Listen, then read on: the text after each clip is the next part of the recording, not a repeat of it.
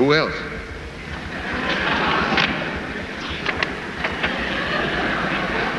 Well, that's it.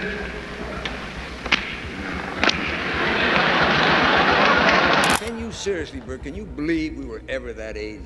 I can't believe on this one.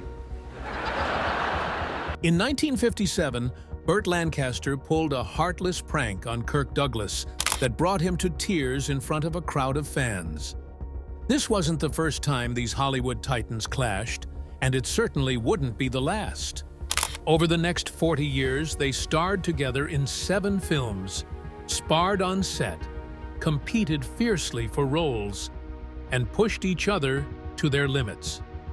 Today, we dive into the real story behind Hollywood's most volatile friendship and uncover why it was always doomed to end in flames.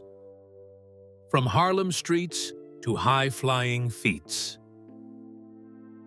Burt Lancaster was born on November 2, 1913, in a modest Manhattan apartment that overlooked the busy streets of a city teeming with contrasts. Growing up in East Harlem, a neighborhood celebrated for its vibrant mix of cultures yet notorious for its hardships, he learned early about the realities of life.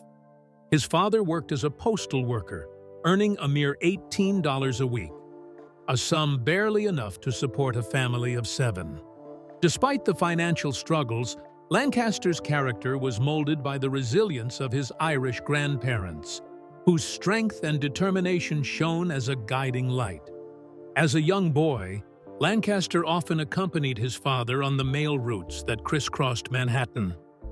These daily walks exposed him to the diversity and grit of urban life and instilled in him the values of hard work and persistence. However, the streets also held darker memories. At the tender age of 9, Lancaster witnessed a murder right on his block, a harrowing event that left an indelible mark on his soul, though he seldom discussed it. Amid the challenges, there were bright spots. Lancaster found refuge in books, spending hours at the local library where he eagerly borrowed stories that expanded his world. This passion for reading not only offered him solace, but later enriched his ability to portray complex characters in his films. Yet, as he navigated the rough-and-tumble environment of Harlem, he also succumbed to its temptations. By age 11, he had joined a local gang known as the Red Devils, embracing a lifestyle that was as thrilling as it was dangerous. A turning point in his life came with the discovery of the Union Settlement Community Center. Within its gymnasium, amidst the clatter of exercise and the hum of ambition, Lancaster found a new passion: gymnastics. The bars and rings offered him an escape, a chance to channel his energy into mastering daring feats. His talent was so evident that, by age 16, a circus talent scout recognized his potential and offered him a summer job with the famed Ringling Brothers. At 19, Burt teamed up with his best friend, Nick Cravat, forming an acrobatic duo known as Lang and Cravat. Touring with a small traveling circus, they performed dangerous flips and somersaults without the safety nets that might have eased their risks. Although the duo earned little and often slept in barns, the sheer thrill of performing and the deep camaraderie they shared made every moment worthwhile. Their exceptional skills eventually earned them a coveted spot with the Ringling Brothers Circus, where they dazzled audiences high above the ground. In 1939, a catastrophic 40-foot fall abruptly ended his circus career. While recovering, Lancaster embraced new opportunities, even taking a job as a singing waiter, a role that revealed to him just how much people cherished his vibrant personality and infectious energy. In 1943, during World War II, Lancaster made a bold decision that would shape his life. Though older than most soldiers, his heart burned with determination and unwavering spirit. Lancaster joined the army, quickly proving that age was no barrier to courage and valor. With his impressive strength and remarkable skills, he quickly became a standout among his peers. Serving on the front lines, Lancaster not only fought bravely in battles, including the legendary Battle of the Bulge, but also found solace in entertaining his fellow troops. He participated in shows that lifted the spirits of soldiers, experiencing the magic of the stage for the first time. His unique ability to entertain provided a brief respite from the horrors of war. In one memorable encounter, Lancaster single-handedly captured a German machine gun post, an act of heroism that earned him a prestigious award for courage, a distinction he rarely mentioned. After the war, memories of combat haunted him, yet they enriched his later performances in war movies. A serendipitous meeting with a Broadway producer who recognized his natural talent launched Lancaster into the world of acting, marking the beginning of a remarkable second act in his extraordinary life. Lancaster's journey was truly inspiring. The rise of a Hollywood powerhouse. Burt Lancaster's early acting career is a story of bold choices, raw talent, and a journey that would eventually make him a Hollywood icon.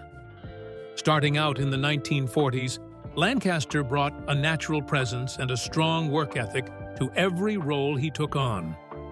His life before films was far from glamorous, filled with hard work and military service, but it gave him a toughness and a realness that made his performances stand out. One of the key moments in his early career came in 1947, when Lancaster was associated with producer Ben "Bugs" Wallace. Wallace was known for backing projects that mixed commercial appeal with daring storytelling. That year, Lancaster had a small cameo in the film Variety Girl, which showcased a group of talented actors under Wallace's wing. Even though his role was brief, it allowed Lancaster to be seen by a wider audience and marked the start of his long relationship with innovative filmmaking. Also in 1947, Lancaster took on a more serious role in the thriller I Walk Alone. In this film, he starred alongside Elizabeth Scott and a young Kirk Douglas, who was just beginning his own career. The film was a suspense-filled story that showed Lancaster's ability to play complex, troubled characters. I Walk Alone was a big hit, listed by Variety as one of the top-grossing films of the year, making over $2 million. This success proved that Lancaster could carry a film on his strong screen presence and emotional depth. Lancaster did not stick to one type of role. In 1948, he changed pace by starring in the film adaptation of Arthur Miller's All My Sons at Universal Pictures. In this film, he worked with the legendary Edward G. Robinson. All My Sons was a drama that explored heavy themes like guilt, responsibility, and the aftermath of war. This role allowed Lancaster to show a more thoughtful, sensitive side of his acting. His performance in the film helped him break away from the tough guy image and hinted at the range he would develop over the years. That same year, Lancaster also starred in Sorry, Wrong Number, his third film for Wallace. This film was based on a popular suspenseful play and starred the famous Barbara Stanwyck. The story focused on a mix-up over a phone call that led to a series of dangerous events. In this film, Lancaster held his own in a tense, emotionally charged atmosphere. His work alongside Stanwyck brought a balance to the film, and together, they kept audiences on the edge of their seats. Learning on set. Burt Lancaster was not only a great actor, but also a curious student of film. He would watch movies over and over again, studying the work of talented actors like Spencer Tracy. By watching closely, he learned how great performances were built. But he didn't stop at just watching. Whenever he was on a movie set, he would stay after his scenes were done. He asked questions and watched how everything was made. This hands-on learning helped him understand the art of filmmaking in a way that few others did. Over time, Lancaster became so smart about making movies that he started lending a hand with the production of his own films. Unlike some actors, who would get lost in deep emotions or complicated techniques, Lancaster had a simple, clear style. He thought about what each scene needed and used his voice and body to deliver exactly that. He never overthought his performance, and that made him stand out from the rest. His fame in Hollywood began when he showed he could take on very different kinds of roles. In 1952, he starred in The Crimson Pirate. In this movie, he swung from ropes, climbed ship masts, and did daring stunts that reminded people of his early days as a circus acrobat. His childhood friend Nick Cravat helped him make the action scenes even more real. Interestingly, Cravat did not speak in the movie, not because he couldn't, but to hide his thick Brooklyn accent. The Crimson Pirate was full of color and excitement, and it made a lot of money. This success turned Lancaster into a favorite among audiences who loved to see his adventurous side. But Lancaster did not stick only to fun action movies. Just a year later, in 1953, he showed a different side of himself in From Here to Eternity. In this film, he played a serious and strong army sergeant. One of the most memorable scenes was when he kissed Deborah Kerr on a beach, with the waves crashing around them. That moment became so famous that people still remember it today. The movie was a huge hit, winning 8 Oscars, including Best Picture. With this role, Lancaster proved he could handle deep, emotional drama just as well as he could perform stunts. In 1960, Lancaster took on one of his boldest roles in Elmer Gantry. In this movie, he played a preacher who looked charming on the outside but was full of flaws underneath. It was a risky role because the story dealt with topics that were rarely talked about in films at that time. But Lancaster's powerful performance won him an Oscar, and the film made a lot of money.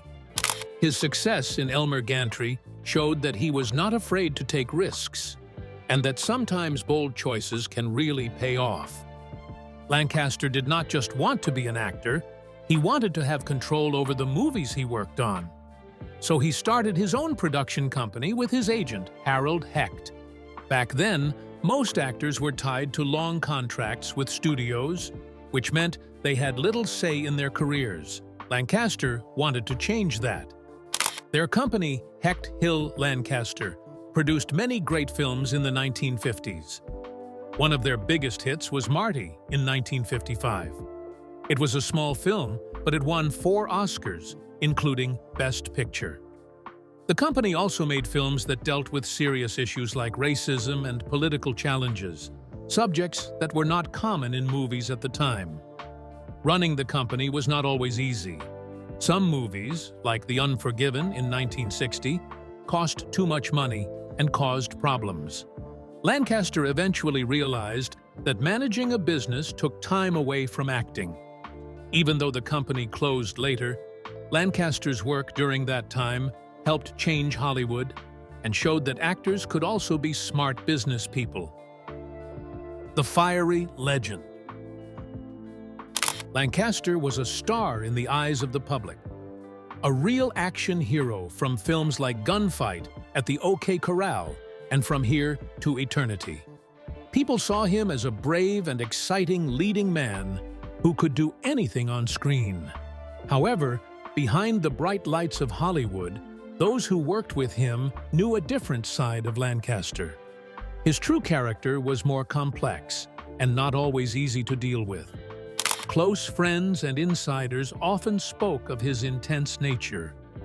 Norman Mailer, a well-known writer and a close friend of Lancaster's, once said, "I've never looked in eyes as chilling as Lancaster's." Even the famous gossip columnist Hedda Hopper called him terrible-tempered Burt. These remarks showed that while Burt was admired on screen, he was known in Hollywood circles as a man with a fiery temper. Lancaster's reputation for being difficult was there from the very start of his career. Early on, when he made his Hollywood debut, some said he was already too full of himself. one of his co-workers, Hellinger, complained, "That kid has made one picture and already he knows more than anyone on the lot." And that reputation stuck with him over the next 75 movies he made in a career that lasted almost 45 years. One clear example of his intensity was seen in the film Come Back, Little Sheba in 1952, where he played a middle-aged alcoholic chiropractor. In one memorable scene, his character loses control and attacks his long-suffering wife with a knife. That explosion of anger on screen was very real. Many people in Hollywood later said that Lancaster was just as fierce and unpredictable off-camera. Composer Elmer Bernstein, who worked on Sweet Smell of Success, recalled, "Burt was really scary. He was a dangerous guy. He had a short fuse. You thought you might get punched out." Director Sidney Pollack once described him as a very intimidating man, while filmmaker Alexander McKendrick admitted he felt threatened by him. These comments give us a glimpse into the power and intensity that Burt carried with him. Sometimes, his anger went beyond just a few harsh words. One famous Hollywood story tells of an argument on the set of The Professionals in 1966. During the dispute, Lancaster punched his co-star Jack Palance so hard that it made Palance vomit. It wasn't just the physical impact of his punch, but the intensity behind it that left a lasting impression on everyone present. Another incident happened during the filming of Lawman in 1971, when director Michael Winner recalled being grabbed by Lancaster during an angry outburst. Winner said that Burt threatened to kill him twice and even dragged him up by the pelvis, yelling angry words. Though these moments sound shocking, Winner later said that despite his temper, Burt was still a dear friend and a wonderful man. This mix of anger and warmth was a part of who Burt Lancaster was, a man who could be both intimidating and kind. One of the roughest episodes occurred in February 1984 on the set of the movie Little Treasure in Mexico. At the time, Lancaster was 70 years old and still recovering from heart bypass surgery. During filming, he got into a brawl with his 35-year-old co-star Margot Kidder, who was playing his estranged daughter. Kidder later recalled, "I wanted to do something in a scene he didn't want me to do, and I said, 'No, you don't understand,' and he started whacking me. I virtually whacked him back." In the heat of the moment, Kidder even shouted, "You washed-up old man," at him. The fight left both with bloody cuts, showing that even in his later years, Lancaster's temper could lead to very physical confrontations. Even though he was known for his anger, Lancaster's tough persona was part of what made him a legend. His on-screen intensity was matched by his off-screen reputation, and that fearsome image helped him build one of the most memorable careers in Hollywood. His larger-than-life personality was something that many actors of his time both respected and feared. Battling giants, Burt Lancaster and Kirk Douglas. On August 5, 1953, a landmark film hit the cinemas, From Here to Eternity. This iconic movie starred Burt Lancaster alongside none other than Frank Sinatra, known to many as Old Blue Eyes. The film captured hearts and set the stage for many great moments in Hollywood history. Yet, just a few years later, in 1957, Lancaster found himself sharing the screen with another legend, Kirk Douglas, the actor famed for his role in Spartacus. Their on-screen encounters were electric, but off-camera, their relationship was far from smooth. Lancaster and Douglas often clashed on set, their strong personalities sparking heated debates and playful bickering that lasted long after filming wrapped up. In fact, throughout their long careers, these two stars crossed paths time and time again. They worked together in 7 films and even shared the stage in one play, which meant they got to know each other very well, whether they liked it or not. At first, the two actors were far from great friends. Their differences sometimes led to friction that seemed impossible to overcome. However, as is often the case in the world of showbiz, the heat of the moment eventually cooled, and time brought a deeper understanding between them. Despite the occasional squabble, both men shared the same passion for acting and a commitment to their craft, which eventually helped build a bridge between them. One incident that stands out happened during a fan event, as recorded in the biography An American Life by Kate Buford. The two stars were standing in front of a large group of fans, each enjoying the moment of leading man bravado. The playful teasing soon turned a bit personal. Lancaster began picking on Douglas's height. While Lancaster stood at 6 feet 2, Douglas was around 5 feet 7. Lancaster joked that Douglas even used lifts in his shoes to give the appearance of being taller. This teasing, though meant in jest, hit a nerve with Douglas, who was known to be sensitive about his height. The joke came as an emotional blow, and in front of an enormous crowd, Douglas burst into tears. The public display of hurt was something Douglas struggled with, and he quickly pulled himself together and left the event. The incident was a clear example of how personal insecurities could surface even among Hollywood giants. Despite moments like these, the story of Lancaster and Douglas is not one of endless conflict. Over the years, the two stars managed to work out their differences, and their relationship grew stronger. Their friendship was never without its teasing, though. At many events, Lancaster would introduce Douglas by saying, "Kirk would be the first to admit he is a difficult person. I would be the second." This kind of ribbing, though sharp, became part of their signature banter, a way of showing familiarity and affection. Their bond deepened as time passed, and the teasing evolved into a kind of mutual understanding and camaraderie. Even after Lancaster passed away on October 20th, 1994, at the age of 80, the friendship between the two men remained a cherished memory for Douglas. The actor later called Lancaster's death the passing of a giant, a fitting tribute to someone who had left such a lasting impact on Hollywood and on his life. In a 2017 interview, Douglas opened up about the loss of his old friend. "I miss Burt Lancaster," he confessed.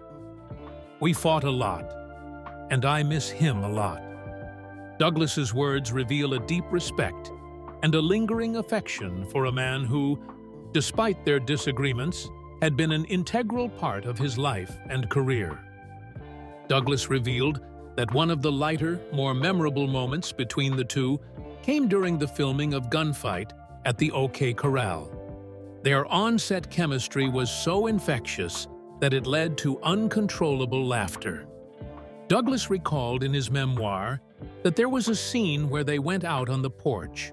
Lancaster simply said to him, "Thanks, Doc," and Douglas was supposed to reply, "Forget it." However, the sheer ridiculousness of the moment, their bravery, their macho attitudes, and their shared sense of humor made them burst into laughter repeatedly. They did the scene over and over, laughing harder each time, proving that even during intense drama, there was always room for fun. Romance, rumors, and reality. Burt Lancaster's personal life has long been a subject of interest and debate. Some writers and media outlets have said that he had relationships with both men and women. These stories add an extra layer of mystery to a man already known for his tough and charming screen presence. There are whispers that Lancaster once claimed to have a romantic connection with Deborah Kerr during the filming of From Here to Eternity in 1953. Friends of his mentioned this claim, but Kerr herself later said that while there might have been a spark between them, nothing more ever happened. Other reports suggest that Lancaster also had a brief affair with actress Joan Blondell, adding another twist to his complicated love life. Adding to the intrigue, actress Shelley Winters wrote in her 1980 autobiography, that she had a 2-year affair with Lancaster. According to Winters, this relationship took place when Lancaster was even thinking about separating from his wife. The romance, as Winters described it, was full of passion and confusion. However, the story took a dramatic turn when a night of worry arose. In his Hollywood memoirs, Lancaster's friend Farley Granger recalled an incident when both he and Lancaster had to rush to help Winters after she accidentally overdosed on alcohol and sleeping pills. This incident shows just how wild and unpredictable the personal lives of movie stars could be. The drama did not stop there. Winters eventually ended her affair with Lancaster. She claimed that she broke up with him after hearing rumors that he was cheating on her with his wife during a time when his wife was expecting another child. Reports even mentioned it might have been the 3rd or 4th pregnancy. This complicated web of relationships only deepened the public's fascination with Lancaster's private life. Not everyone is convinced by the stories about Lancaster's bisexuality. Kate Buford, the author of a recent biography on Lancaster, argues that the evidence for his bisexuality is not very strong. According to Buford, most of the evidence is based on Lancaster's own attention to his looks and his habit of hiring personal secretaries who were gay. Lancaster himself once said, in his own simple way, that his secretaries were the best because they protected him. He even joked that they might have been spreading rumors about him having a big affair. Buford points out that Lancaster was also the only popular male star of his time to publicly support Rock Hudson when the news about Hudson's illness came out. This support helped show a side of Lancaster that cared about others, regardless of the rumors swirling around him. Hollywood rebel. Lancaster was not just a talented actor, he was also a passionate activist. He cared deeply about civil rights and was always ready to stand up for what he believed in. In 1963, he marched with Martin Luther King Jr. in Washington, showing his strong support for equal rights. Not only did he join the march, but he also helped financially, proving that his commitment to fighting for equality went beyond words. Lancaster's interest in politics didn't stop there. In 1972, he campaigned for George McGovern during the presidential election. His outspoken political views even landed him on President Nixon's notorious enemies list. These political stances often influenced the roles he chose. For example, in Elmer Gantry, Lancaster played a corrupt preacher, a character that seemed to criticize figures like Billy Graham and challenge the status quo. His activism and political views sometimes brought him under the close watch of the government. In a 1963 memo from FBI agent Milton A. Jones, Burt Lancaster was mentioned in connection with a 1947 statement. This statement, signed by a group called the National Council of the Arts, Sciences, and Professionals, asked Congress to abolish the House Un-American Activities Committee. The group was often labeled a communist front by its critics. Lancaster's name appeared among those who supported this idea, drawing unwanted attention from the authorities. There's more to the story. In 1957, Lancaster reportedly asked for a tour of the FBI headquarters and even wanted to meet the Bureau's director, J. Edgar Hoover. However, his request was denied by Hoover, who saw Lancaster's connections and views as subversive. This rejection showed that even as a famous actor, Lancaster's political beliefs could put him at odds with powerful people. Another curious incident involved a 1960 raid on the home of a millionaire known for his controversial behavior. The FBI memo mentions that this millionaire made his guests sign a register, and Lancaster's name was found there among those of other well-known figures. This incident added to the growing list of reasons why the FBI took an interest in Lancaster. In 1962, someone from the Central Intelligence Agency sent a letter to the FBI. The letter expressed concern that Lancaster was among the Hollywood figures who wanted to make movies with strong social commentary. This alarmed some officials who were wary of any film work that might challenge traditional views. The memo noted that Lancaster's movies often carried messages that questioned social norms and political power. Marquette University's Rayner Memorial Libraries even hold FBI files on Burt Lancaster. These documents show that he was investigated for several reasons: his alleged ties to the Communist Party of America in the 1940s, supposed homosexual behavior in the 1950s, and his involvement with the Civil Rights Congress in the 1960s. While these investigations were fueled by the fears and prejudices of the time, they also highlight how deeply Lancaster's political and social activities went. Even today, Lancaster's legacy as an actor and an activist lives on. His fearless approach to both art and politics shows us that standing up for justice is always worth the risk. Through his work on and off the screen, Burt Lancaster proved that you can be a Hollywood star while still fighting for a better world. How do you think Burt Lancaster's fearless approach to both acting and activism changed Hollywood? And what lessons from his journey do you see reflected in today's film industry?